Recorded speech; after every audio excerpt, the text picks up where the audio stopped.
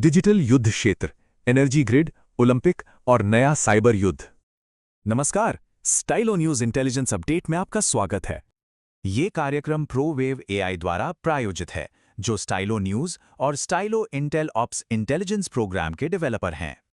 तो चलिए आज के विश्लेषण की शुरुआत करते हैं।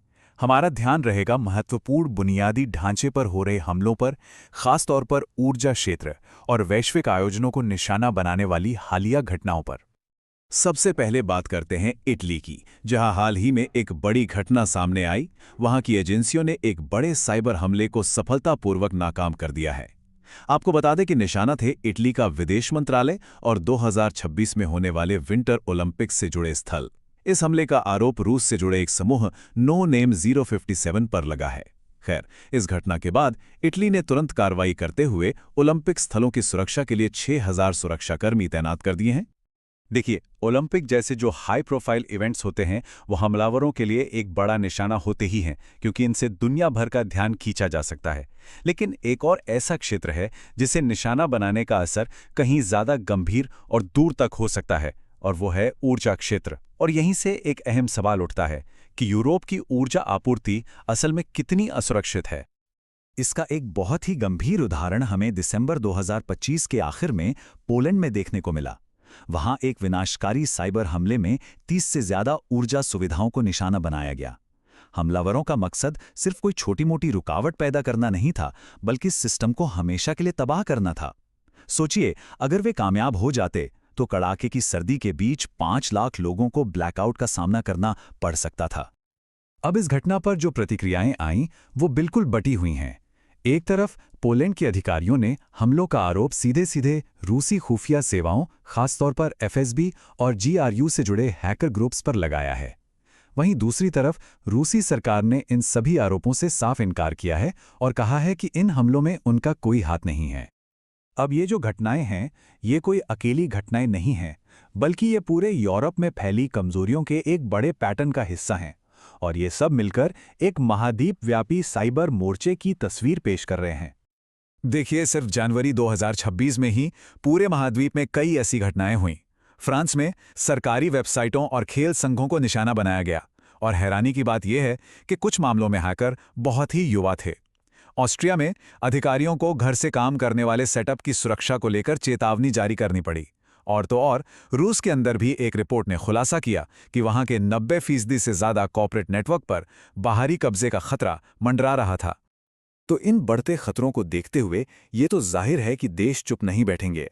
राष्ट्र अपनी डिजिटल सुरक्षा को मजबूत करने के लिए अब बड़े पैमाने पर निवेश और आपसी सहयोग कर रहे हैं।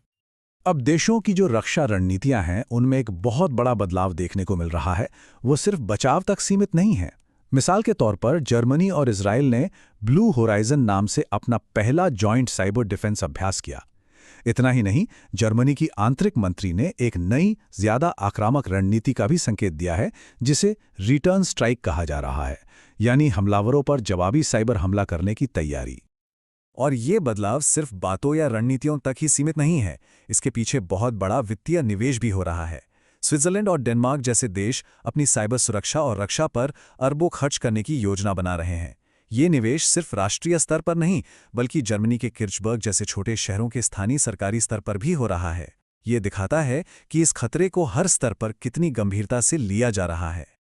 इस पूरी नई रणनीति का एक बहुत ही अहम तकनीकी स्तंभ है जीरो ट्रस्ट सिक्योरिटी मॉडल। अब ये क्या है? सीधे शब्दों में कहें तो ये एक ऐसा सिस्टम है जहां नेटवर्क के अंदर किसी भी यूजर या डिवाइस पर अपने आप भरोसा नहीं किया जाता। चाहे कोई नेटवर्क के अंदर हो या बाहर, हर एक्सेस रिक्वेस्ट को बहुत सख्ती से वेरीफाई किया जाता है। इस मॉडल को अब दुनिया भर में अपनाया जा रहा है ताकि सिस्टम की कमजोरियों से लड़ा जा सके। तो ये सारी घटनाएं और ये जो रणनीतियां बन रही हैं, ये सब एक ही तरफ इशारा कर रही हैं कि साइबर डोमेन अब एक नया वैश्विक युद्ध क्षेत्र बन चुका है, जहां देशों के बीच भू-राजनीतिक तनाव साफ तौर पर दिखाई दे रहे हैं। और इस बात की पुष्टि वर्ल्ड इकोनॉमिक फोरम भी करता है। उनका जो ग्लोबल साइबर सिक्योरिटी आउटलुक 2026 है, उसका विश्लेषण यही बताता है कि ये हमले वैश्विक रुझानों का ही हिस्सा हैं। इसमें दो बातें साफ हैं। एक, सरकारों द्वारा प्रायोजित विनाशकारी साइबर हमले बढ़ रहे हैं, और दूसरा, इन हमलों को और खतरनाक बनाने में आर्टिफिशियल इंटेलिजेंस की भूमिका भी लगातार बढ़ रही है। साइबर हमलों का जो तरीका है वो भी समय के साथ काफी बदल गया है। पहले इनका मकसद जासूसी और डेटा चोरी तक ही सीमित था। फिर ये वेबसाइटों को खराब करने और सेवाओं में बाधा डालने तक पहुंचे। लेकिन अब एक नया और कहीं ज्यादा खतरनाक खतरा उभर रहा है। इसका लक्ष्य है विनाश, यानी डेटा को हमेशा के लिए मिटा देना और बिजली ग्रिड जैसे असल दुनिया के बुनियादी ढांचे को पूरी तरह से ठप कर देना। तो ऐसे में जब देश अपनी डिजिटल दीवारों को और ऊंचा कर रहे हैं, अपने बचाव को मजबूत कर रहे हैं, एक बहुत बड़ा सवाल हमारे सामने आता है। साइबर युद्ध में अगला मोर्चा क्या होगा? इन सभी घटनाओं के और भी गहरे विश्लेषण के लिए हमारा पूरा स्टाइलो न्यूज़ इंटेल अपडेट जरूर सुने। यह आपके पसंदीदा चैनल पर या इस पोस्ट में दिए गए लिंक के माध्यम से उपलब्ध है। इस अपडेट में शामिल होने के लिए आपका धन्यवाद। AI पावर्ड खबरों के लिए www.stylonews.com पर जाकर स्टाइलो न्यूज़ को सब्सक्राइब करें।